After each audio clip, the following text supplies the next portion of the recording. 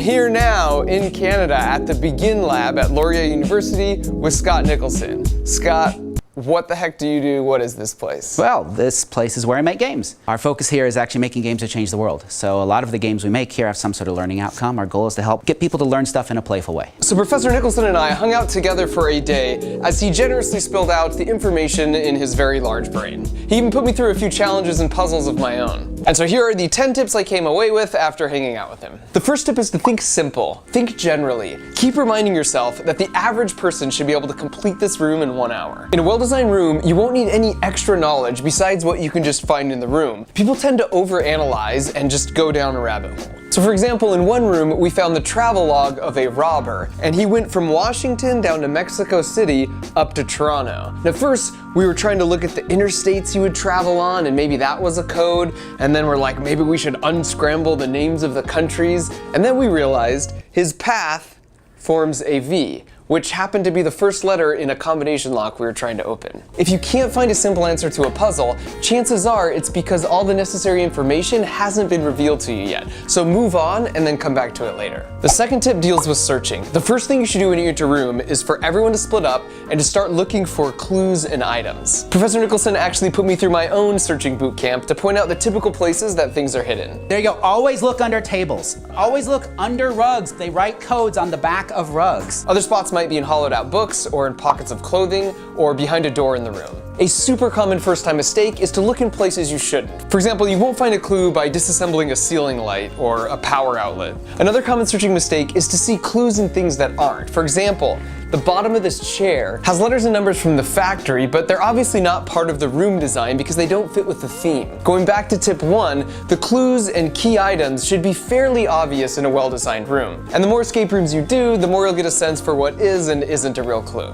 Tip 3, organize your stuff. As you search the room, put all the clues and items in one location. So if you found 3 similar cups like this with numbers on the bottom, group them together. As you do this, the bigger picture begins to emerge and it's easier to tell what you're missing.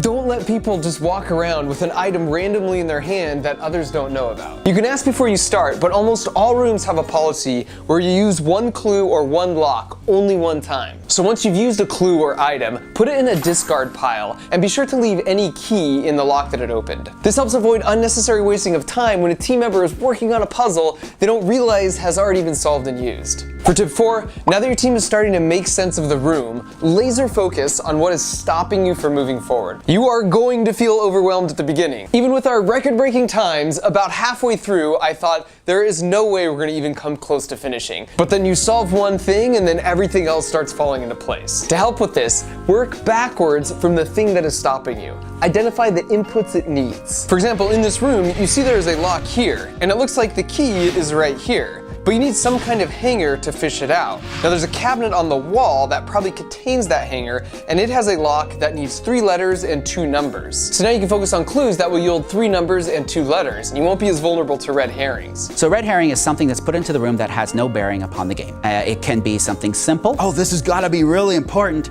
clearly. Yeah. Or there's some rooms even have red herring puzzles that lead to nothing. Right. As a player, it's incredibly frustrating, and so we've done some studies. So most players hate red herrings because they're a waste of our time.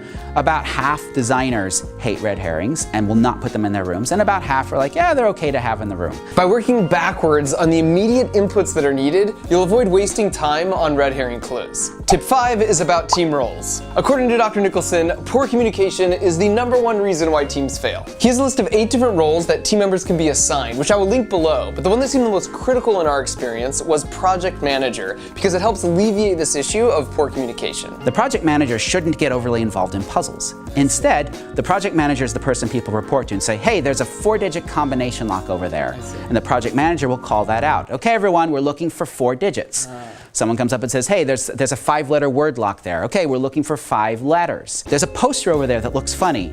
Okay, so everyone take a look at that poster. If you're searching for something, you might find it in that poster. So the project manager should keep an idea of what are the active tasks, what needs to be done, who's working on what, and keep the game flow going. But try to keep themselves out of getting buried in puzzles so they can keep a scan of what's happening. So the first 5 tips focused on general team strategies, but the last half will be about puzzle solving strategies. You should be familiar with the most common locks and their inputs, because again, if you're working back from what's stopping you and you know a lock requires 3 letters, then everyone could just focus on finding 3 letters. The standard key lock is the most obvious, then a combination lock where you're just looking for 4 numbers in a specific order, or here where it's a combination lock of letters and numbers, but 5 total. Then your classic dial lock where you need 3 numbers total, and you start by spinning clockwise, then open it like this. Then you've got this directional lock, which is a little trickier because it can have anywhere from 2 to 30 inputs. Squeeze down here 3 times to wipe it clean if you need to try again. Finally, you have one of these lock boxes that are again tricky because they've got anywhere from 2 to 10 inputs. But it's good to know they can only use each number once and the order doesn't matter. So 1605 works, but so does 5061. A critical tip with locks is if you're pretty sure you have the right code but it's not opening, have someone else try before you move on. Just given the pressure of the game, we had this tip save us on 3 separate occasions. And finally, you can skip trying to figure out the last digit if you know all of the rest of them just by trial and error, because there will only be 10 options. According to Professor Nicholson's research, about half of all escape rooms will have some kind of code that you need to decipher. There's a few basic codes I've seen again and again, and just knowing what they look like is useful. Now, you're not going to be expected to memorize the encoding scheme, but it tells you, we're looking for an encoding scheme. So in the upper left, anytime you see dots and dashes, you should be thinking Morse code. Usually it's written, but sometimes it can be lights that are flashing long and short, or even long and short sounds. The upper right is called Pigpen cipher, and it's often disguised as hieroglyphics. The key will look something like this, so see if you can decode the message. Then anytime you see dots in a group of 6 like this, you know you're looking at a Braille key. Each letter in Braille is some combination of 6 dots. And finally, Dr. Nicholson said in his experience, the only time you might not get a decoder key is if there are a set of numbers ranging from 1 to 26. In that case, you match them up with a corresponding letter in the alphabet, so this becomes H-E-L-L-O. Tip 8 is about written clues. Dr. Nicholson created this challenge for me of the 4 most common styles of hiding clues in written text. Pause the video and see if you can find the 4 separate hidden messages here. The first is the most obvious with the bold letters. Look at the watch face. The second are all the words missing a letter, so remove the telephone keypad, find the secret. Next, and this one stumped us for a little while in one of the rooms we did, is to just look at the capitalized words. The secret code is 6734. And finally, if you look at the first word of each new line on the left side, the secret phrase is good night, sweet prince. The key in each of these is looking for something that stands out from the normal pattern you would expect to see, which leads us to our second to last tip. Look for patterns. Dr. Nicholson gave me one last challenge here. Now, the lock that you have might indicate you need to enter things in the order of red, green, blue. This one is pretty straightforward, but what do you think the code is here? In fact, pause the video if you want to decipher all 3 codes on the board here. The top is 436, based on the number of sides. This one at the bottom, you just need to count the different colored circles and then enter them in that order, so 3, 6, 4, 1. And finally in the middle, you see this digital numerical notation used a lot in escape rooms.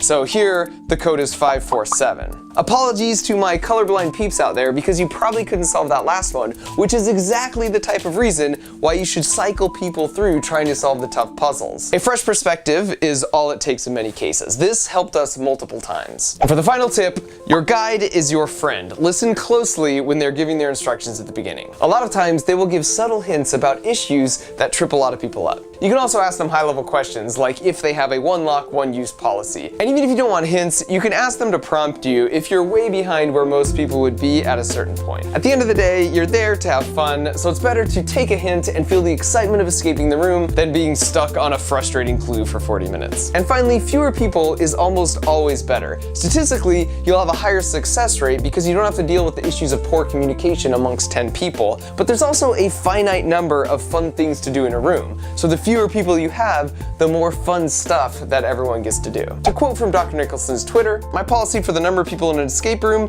is the same as the number of people in a tent. No matter what the package says, you'll have a better time at half capacity. And so there you go. Now you know all the best strategies to dominate your next escape room. All that's left is to get your brain in shape. And to do that, you gotta use the logic courses at Brilliant.org. On the off chance that you've never heard of them, Brilliant is an interactive website that focuses on just teaching science courses through intuition instead of memorizing formulas. But here's the trick. Passive learning doesn't work nearly as well as active learning. So they teach a principle and then they follow up with engaging puzzles or an interactive demo so you actually retain the information. You can access Brilliant.org from your computer or use the app, which is super popular with 4.7 stars from over 40,000 ratings. And so no matter your current level of understanding, if you want to quickly get smarter about a bunch of different science topics while basically playing games and doing puzzles, you go to Brilliant.org/MarkRober or use the link in the video description. And as a fist bump from Brilliant for using the link and supporting my channel, the first 200 people will get 20% off their subscription. Thanks for watching.